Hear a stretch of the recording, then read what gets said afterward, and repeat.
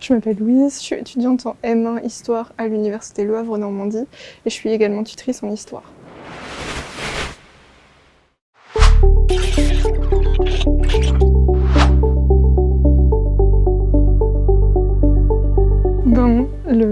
Le premier aspect en tant qu'étudiant, c'est évidemment l'aspect financier parce qu'on a besoin de financer nos propres études. De base, c'est parce que je veux devenir professeur documentaliste en collège ou lycée. Et c'est un métier un peu particulier parce que c'est à la fois un métier où on est au contact des livres, un peu comme bibliothécaire, c'est aussi un métier où on est professeur. Et professeur, c'est être au contact des élèves. Et je me disais que le tutorat, c'est une bonne manière d'apprendre un petit peu ça, d'apprendre aux autres à apprendre, de leur faire découvrir ou redécouvrir des choses que moi j'aime et qui m'intéressent dans une discipline plutôt académique.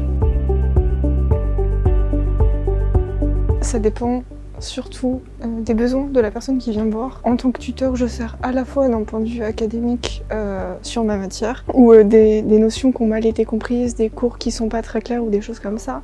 Ça peut être de l'ordre méthodologique, c'est-à-dire refaire de la méthodologie de commentaires de documents, de dissertations, mais aussi de prise de notes, de fichage si c'est nécessaire. Ça m'est arrivé l'année dernière d'organiser carrément un calendrier pour quelqu'un qui avait besoin, en fait, du mal à décider quand est-ce qu'il fallait qu'elle travaille et quelle quantité travailler. En fait, elle travaillait trop et elle s'épuisait à la tâche. Et après, ça peut être des choses plus triviales et moins concernant l'histoire, puisque je peux servir à faire des visites sur le campus si nécessaire. Ça peut être vous dire où aller chercher votre certificat de scolarité, qui il faut contacter en cas de problème variés et divers. Ça peut être comment vous inscrire au SUAP, ça peut être plein de choses.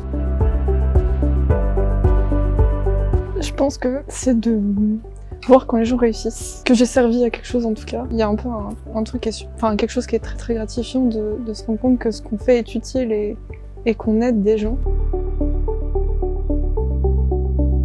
Déjà sur le plan personnel, il y a quelque chose de très intéressant à apprendre aux autres et en fait ça nous permet d'apprendre des choses sur nous-mêmes aussi, le rapport pédagogique aux autres. Et ça c'est très intéressant, en plus c'est professionnalisant parce que je me destine quand même plutôt à l'éducation nationale. Et après au sein de ma formation, déjà ça m'oblige à réviser régulièrement puisque je suis obligée de maîtriser des notions pour pouvoir les réexpliquer ensuite. Et ça me pousse aussi à faire des recherches sur des sujets qui m'auraient pas forcément intéressé ou à aller plus loin en fait, sur des points très précis qui seraient pas forcément ceux que j'aurais choisis. Du coup c'est très très enrichissant et ça l'a été et pour ma licence et maintenant pour mon master.